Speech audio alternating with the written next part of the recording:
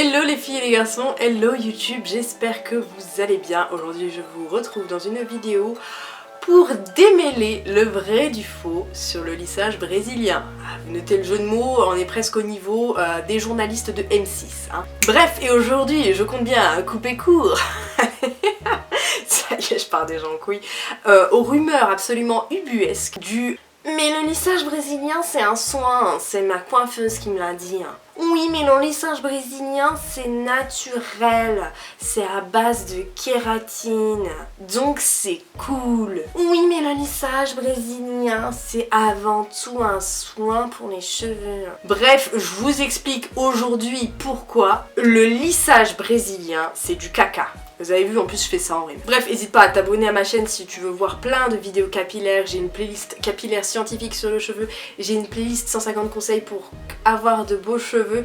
Bref, il y a plein de choses capillairement parlant sur les cheveux. Et si tu veux également des conseils pour avoir de beaux cheveux, je t'invite à m'ajouter soit sur Snap, soit sur Instagram. Je réponds aux messages privés. Une meuf à 54 000 abonnés qui répond aux messages privés, c'est un truc de ouf. Mais oui, je réponds aux abonnés. Vive la fonction note vocale. Donc bref, si t'as des questions à me poser auxquelles j'ai pas déjà répondu en vidéo, n'hésite pas à m'ajouter par ici. Et si vraiment tu veux me soutenir et que vraiment je t'ai aidé dans ta quête de la crinière parfaite, je t'invite à me donner 30 secondes de ton temps et à aller mater une petite publicité sur mon Utip puisque ça m'aide à vivre de YouTube. Bref, le lissage brésilien, qu'est-ce que c'est? Comme je vous l'ai expliqué précédemment, le cheveu est constitué de fibres de kératine, une protéine qui est à la fois résistante, souple et qui a une certaine force puisque une chevelure entière pourrait soutenir un poids de 15 tonnes avec une crinière comme la mienne par exemple. Donc à l'extérieur le cheveu est protégé par des écailles, je vais pas revenir dessus, il y a une playlist entière où j'explique le cheveu de long en large, en travers, en diagonale. Donc ces écailles le rendent imperméable et brillant. Sauf que des fois avec les traitements chimiques, coloration, décoloration, etc., défrisage, ces cuticules sont abîmées, hérissées et les écailles ne protègent plus réellement le cheveu. Et du coup cette kératine là dont nos cheveux sont constitués à 95% est altérée du coup par les mauvaises pratiques de coiffage, les excès de défrisage notamment comme j'ai fait par le passé, vous voyez ce que ça donne, et des colorations. Donc le cheveu se déshydrate, je le mets entre guillemets parce que le cheveu est une matière morte, devient terne et cassant. Le lissage brésilien c'est souvent appelé aussi le lissage à la kératine et consiste d'après les fabricants à ouvrir les écailles pour injecter à l'intérieur du cheveu une espèce de solution de kératine hydrolysée liquide. Faut savoir une chose, c'est que la kératine issue de protéines végétales, mais surtout, ce qu'on ne vous dit pas souvent, de protéines animales. Et oui, donc c'est-à-dire la laine de mouton, les restes d'animaux, les plumes, les griffes, les cornes, bref, les déchets animaliers, les carcasses, bref, ce qu'on ne mange pas, ça atterrit dans vos défrisages en tant que kératine. Ça, faut le savoir. Hein. Et donc ensuite, on recèle les écailles avec l'aide de la chaleur, avec les passages des plaques, et ça va sceller la kératine en surface. Donc le cheveu, on nous dit qu'il est réparé, renforcé, gainé, il est souple et beaucoup plus facile à coiffer. Mais pas totalement lissé ceci dit. Donc le lissage lui est assuré par en fait l'action de la chaleur combinée à celle du formol, c'est une autre molécule activatrice présente dans la formule dont je vous parlerai un petit peu plus tard, qui modifie en fait d'une façon un petit peu transitoire la structure du cheveu. Enfin ça c'est ce qu'on nous promet Mireille. Je vais d'abord vous faire un petit point sur la différence entre un lissage brésilien et un défrisage classique pour avoir déjà testé les deux. La forme donc des cheveux frisés et crépus sont dues aux liaisons chimiques qui maintiennent les fibres liées entre elles. Le défrisage ça consiste à casser de façon définitive ces liaisons chimiques au moyen d'un composé alcalin pour obtenir un cheveu raide. Le lissage brésilien, quant à lui, il permet en fait tout simplement de détendre la fibre capillaire, de la rendre plus malléable sans intervenir réellement sur sa structure chimique. Donc crépus ou frisé, le cheveu sera plus souple mais pas totalement raide. Il sera bien évidemment plus facile à coiffer, à lisser, que ce soit aux plaques ou au brushing. Au fil des shampoings, l'effet par contre du lissage brésilien s'éliminera progressivement au bout de 2 à 3 mois à 6 mois selon les lissages avec une utilisation de shampoing sans sodium laureth sulfate. Pareil, je t'ai fait un focus sur les sodium laureth sulfate, qu'est-ce que c'était? Ça t'intéresse, la vidéo est en barre d'infos. La différence entre un défrisage, c'est que le défrisage est absolument définitif, le lissage lui il est temporaire. Le lissage brésilien, est-ce que c'est naturel? Alors La kératine, qu'elle soit d'origine végétale ou animale, effectivement c'est une protéine naturelle, c'est vrai. Cependant, comme je vais vous l'expliquer dans la partie du protocole d'application, on verra que le cheveu doit être soigneusement décapé avant d'entreprendre un lissage. Ensuite, il faut faire pénétrer la solution de kératine et la faire adhérer aux cheveux. Et du coup, il est nécessaire d'utiliser un espèce d'activateur qui lui est réellement chimique et qui est très loin d'être inoffensif. En général, cet activateur, il s'agit de formaldéhyde ou du formol dont les effets sur la santé, pour la coiffeuse d'ailleurs autant que la cliente, sont largement décrits. C'est-à-dire douleur au nez, douleur aux yeux, la gorge qui gratte, des troubles respiratoires, des vomissements et un risque de cancer, rien que ça. Bah oui, effectivement, depuis 2004, le formaldéhyde ou le formol est classé par le Centre international de recherche sur le cancer, donc c'est pas des pignoufs sortis de nulle part qui l'ont classé quand même, comme substance cancérogène avérée pour l'homme. Donc normalement, dans les salons de lissage et défrisage, ils devraient normalement avoir des aspirateurs de vapeur, de fumée, pour éviter justement des trop gros risques aux clients et surtout avant tout aux coiffeuses. Parce que tout simplement, elles font ces opérations plusieurs fois par jour et c'est très néfaste pour leur santé. Il y a certains lissages qui sont quand même annoncés sans formol, mais qui contiennent en fait des espèces de précurseurs, en fait comme le méthylène glycol, ou encore des analogues comme du glutéraldéhyde ou alors du glyloxal, pas forcément mieux puisque eux aussi, à cause de la chaleur du fer qu'on va passer sur vos cheveux, vont dégager eux aussi des vapeurs extrêmement nocives. D'ailleurs aux USA et au Canada, comme en France d'ailleurs, si je ne dis pas de bêtises, les autorités de santé ont interdit ces derniers mois de nombreuses marques qui présentaient des concentrations notamment de ces substances dont le formol jusqu'à 12 fois supérieures au minima autorisé. Donc c'est-à-dire qu'il y avait quand même des fabricants qui vendaient des lissages brésiliens avec des taux de formol 12 fois supérieurs au minimum autorisé. C'est quand même ouf. Donc en fait sans activateur, le lissage brésilien ne dure que très peu de temps en fait. Il n'y a pas de miracle. La kératine va vraiment combler les brèches du cheveu, va donner cet aspect brillant. Par contre, en fait, l'effet lissant, quant à lui, c'est l'effet conjugué en fait de la chaleur et du formaldéhyde qui va raidir votre cheveu. Et rien d'autre, c'est le formaldéhyde qui est à l'origine du lissage. Bon, maintenant on va parler du protocole. Donc, tout d'abord, les cheveux sont lavés avec un shampoing clarifiant. Donc, c'est un shampoing clarifiant, c'est un shampoing qui va décaper à mort vos cheveux et qui va ouvrir les écailles. Déjà, ouvrir les écailles, c'est pas bien. Nous, ce qu'on veut, c'est des belles écailles bien lisses. Et donc, ouvrir, fermer, il y a un moment où l'écaille, elle casse. Ensuite, il faut sécher la chevelure à 100%. Ensuite, il y a une solution de kératine qui va être appliquée soigneusement mèche à mèche. Ensuite, on va laisser cette solution pénétrer pendant un certain temps déterminé. Et ensuite, on va sécher du coup les mèches. Les écailles vont être lissées, la kératine scellée par les passages d'un fer à lisser qui est très chaud, environ 230 degrés selon les protocoles, mais c'est plus souvent 230 degrés que 200. Et il faut environ 7 à 10 passages sur la mèche en question. Il faut savoir qu'une mèche, quand on prend pour faire un lissage brésilien, c'est pas plus épais que ça. Et encore, je crois que je suis un petit peu gentille, les coiffeuses me corrigeront. Et donc, on va passer 7 ou 10 fois une plaque à 230 degrés sur cette fameuse mèche de cheveux pour obtenir un bon résultat. Il faudra ensuite attendre à peu près 72 heures avant toute exposition à l'humidité pour attacher ses cheveux, pour mettre des barrettes, etc. pour que tout simplement le cheveu prenne le pli du lissage, si je puis dire. Donc les shampoings à base de sodium laureth sulfate sont absolument à proscrire pour ne pas tout simplement déceler la kératine et prolonger la durée de vie du lissage. Mais t'es mignonne, je comprends pas en fait comment la kératine elle tient dans le cheveu là, ce que tu me racontes c'est un peu chelou, explique-moi. Donc la kératine elle est fixée sur le cheveu en fait grâce au formol combiné à l'alcool et à la chaleur du passage des plaques. Sauf que formol, qui est extrêmement asséchant, irritant, cancérogène, tout ce que tu veux, à l'école, qui est extrêmement asséchant, desséchant, tout ce que tu veux pour la peau et pour les cheveux, plus de la chaleur égale de la colle. Et oui Mireille, ça fait de la colle. Donc le formol, qui est un ingrédient pas très doux pour nos cheveux, pour notre santé, qui sert quand même à la base à conserver les cadavres. Alors tu me diras, le formol ça conserve, oui, à condition de ne pas le chauffer, tu vois ce que je veux dire. Ensuite, ajoute à ça, on ajoute à ça de l'alcool qui est quand même également très desséchant pour nos cheveux, et ensuite de la chaleur qui brûle nos cheveux à 230 degrés et qui va tout simplement cuire tout ça. Est-ce que vous pensez que c'est un joli cocktail pour avoir de beaux cheveux? Est-ce que vous pensez sincèrement que le protocole est un protocole doux qui va respecter la fibre capillaire? Juste 2 secondes entre nous. on fait preuve de bon sens dans cette vidéo. Est-ce que vous pensez sincèrement qu'en utilisant du formol, de l'alcool et des plaques à 230 degrés en passant cette fois sur une mèche qui est aussi épaisse que mes poils de est-ce que vous pensez sincèrement que le protocole est doux?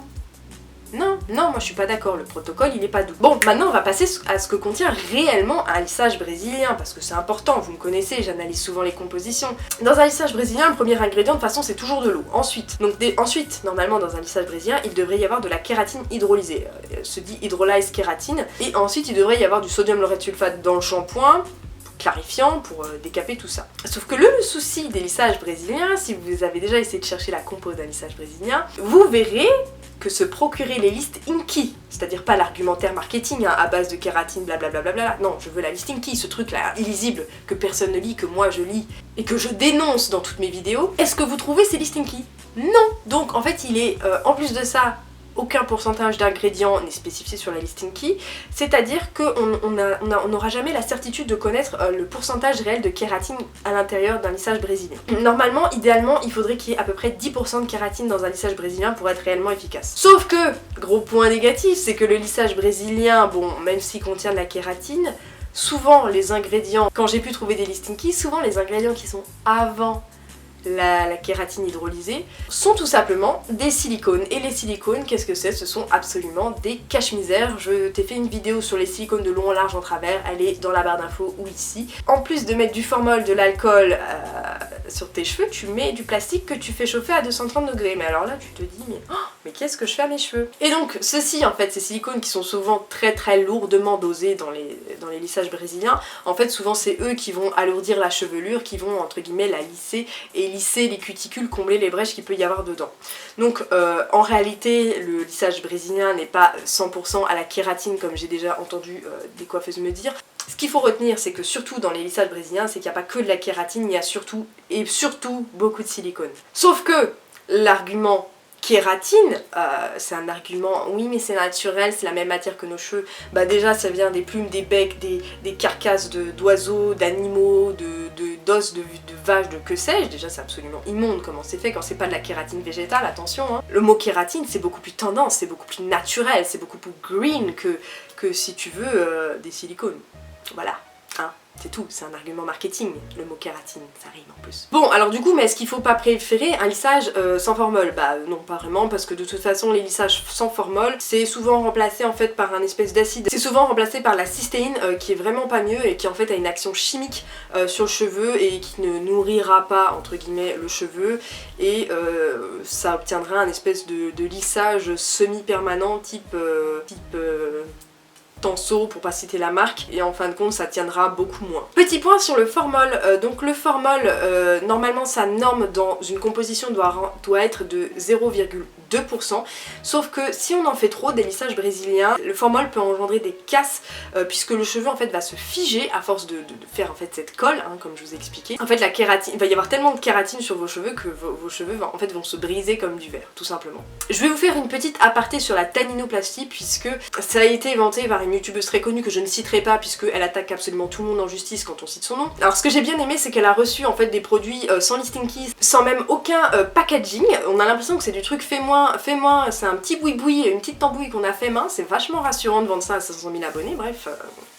J'adore. Sauf que là, en fait, pareil, la tanninoplastie, après m'être renseignée, après avoir obtenu certaines compositions de tanninoplastie qui se vendent sur Instagram, au passage, je vous déconseille absolument d'acheter sur Instagram, qu'on soit clair, c'est absolument pas quelque chose de fiable. En fait, il est question ici de la tanninoplastie, pareil, de créer un espèce de vernis artificiel. En fait, en gros, une protéine qui est attaquée par un tannin, en fait, devient insoluble, si vous voulez, et c'est le principe un peu du tannage de peau. Ça laisse en fait sur le cheveu un espèce de vernis insoluble qui est très gainant, et ajouter à ça en fait tout simplement l'effet de la chaleur, tu as soudé ton vernis pour de bon sur tes cheveux et tes cheveux en fait sont lissés par l'action de la chaleur, d'où l'effet pseudo lissage brésilien. Mais là pareil, quand on voit la compo qu'on m'a envoyée, c'est juste une blague, enfin qu'on m'a envoyée, que j'ai eu par une intermédiaire qui s'appelle DMS Beauty, d'ailleurs si vous voulez l'ajouter sur Snap, elle donne plein de conseils sympas aussi. On lui a vendu ça comme un lissage bio. C'est absolument pas bio, je vais vous mettre les captures d'écran, c'est honteux de vendre ça comme ça, ce n'est absolument pas un lissage bio. Le cyclopentasiloxane a été testé en 2016, donc il y a moins de 2 ans, sur des lapins, en plus de ça, dans le cadre de la loi Rich pour vérifier son innocuité. Donc non, c'est absolument pas bio, c'est absolument pas naturel, voilà, hein, il faut dire les choses, arrêtez, s'il vous plaît, arrêtez de croire au miracle, c'est usant, le marketing est là pour vous mettre de la poudre de perlimpinpin dans les yeux, s'il vous plaît, frottez-vous les yeux 2 secondes, essayez de lire à travers le discours, arrêtez d'acheter, arrêtez de gober toutes les conneries qu'on peut dire, essayez de faire preuve de bon sens s'il vous plaît, parce que je vous jure, je ne peux plus, il y a des trucs, moi je ne peux plus recevoir des messages privés de jeunes filles qui se sont bousillées les cheveux parce qu'une youtubeuse leur a dit d'acheter chez tel truc, et au final la jeune fille se retrouve avec des cheveux de paille. Mais si vous saviez les messages que je reçois, des fois j'ai mal au cœur à la fin de la journée. Vous me direz c'est des cheveux, c'est futile, mais moi j'ai mal pour ces filles qui ont plus confiance en elles parce qu'elles se sont fait bousiller les cheveux par une nana d'Instagram qui leur a vendu un produit merdique.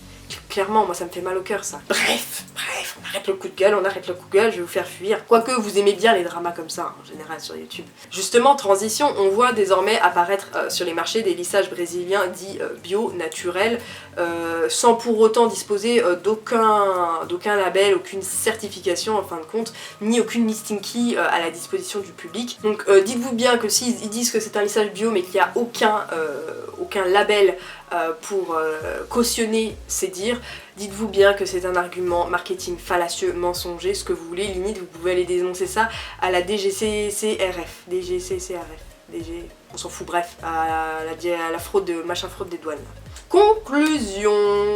Donc le lissage par son protocole hyper agressif pour le cheveu et de par ses ingrédients plus que discutables, n'est absolument pas un de soin. C'est tout simplement un cache-misère qu'on mettrait sur des cheveux abîmés. En fait c'est un espèce de top coat qu'on mettrait sur notre vernis pour éviter que ça s'écaille, mais qui n'empêchera au final absolument pas la casse d'un ongle par exemple. Vous comprenez ce que je veux dire là? De plus, je connais plein de jeunes filles qui ont fait des lissages brésiliens qui ont été mal faits ou faits avec des trucs absolument dégueulasses en termes de composition, qui ont perdu leur boucle. Je sais pas si vous faites partie de l'une d'entre elles, mais n'hésitez pas à commenter si ça vous est arrivé.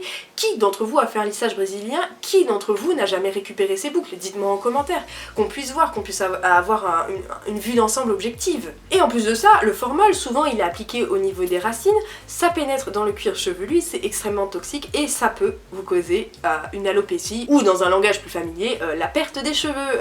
Si vous faites des lissages brésiliens trop répétés, c'est pour ça que vous perdez vos cheveux, cherchez pas à comprendre. Donc cherchez pas à comprendre, c'est à cause de ça que vous perdez vos cheveux, c'est pas à cause du stress, des examens ou je ne sais quoi, non, c'est parce que vous faites des lissages brésiliens, des décolorations à la racine, je parle trop régulièrement. Cependant, parce qu'il y a toujours un mais avec moi, vous me connaissez, si jamais vous avez des longueurs qui sont foutues, admettons vous avez fait une décoloration, vous avez fait un tie and dye, bref vous avez fait une connerie, je vous dirais, le lissage brésilien, allez-y. Mais uniquement pour cacher la misère, allez-y, c'est un très bon soin, c'est absolument hors de prix, mais c'est un très beau soin pour cacher la misère, pour donner un semblant de cheveux healthy, tu sais. Donc ça pourra vous aider pour atteindre une repousse convenable. Admettons, vous avez bousillé vos cheveux, il se trouve que vous avez ça de racines saines, et écoutez, dites à la coiffeuse, je veux un lissage brésilien sur ça, puisque foutu pour foutu, à la limite j'ai envie de dire, continue les soins siliconés, continue les lissages brésiliens ici, et attends que tes cheveux sains ici repousse pour pouvoir couper tôt ou tard, admettons quand tes cheveux ont poussé d'une dizaine de centimètres, voilà, ici tu couperas là, tu te débarrasseras de ta paillasse là, et voilà. Retenez bien une chose, le lissage brésilien n'est absolument pas naturel, n'est absolument pas un soin. De plus, il peut être fait avec des restes d'animaux, donc c'est absolument pas cruelty free forcément. Le produit fini, lui, peut-être effectivement est non testé sur les animaux, mais la kératine qu'il contient vient de carcasses d'animaux qui ont été dézinguées pour finir dans ton assiette, voilà. Donc voilà, le lissage brésilien, non et non, surtout sur des cheveux sains, absolument pas pour lisser la fibre capillaire. Si vraiment vous supportez pas vos cheveux bouclés, quitte à faire un soin agressif, faites un défrisage. Alors bien entendu, allez dans un salon adapté.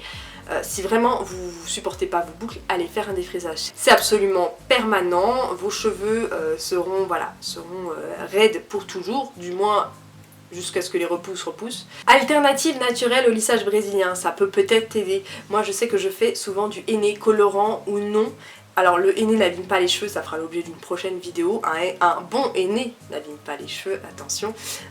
Moi je sais que je fais du henné et depuis que je fais du henné, j'arrive à alourdir mes boucles pour qu'elles soient tout simplement un petit peu moins remontées. Et du coup ça vous donne cet aspect lissage brésilien sans pour autant étouffer la fibre capillaire, sans pour autant avoir l'usage de formol et d'autres substances joyeuses pour cancérigènes quoi.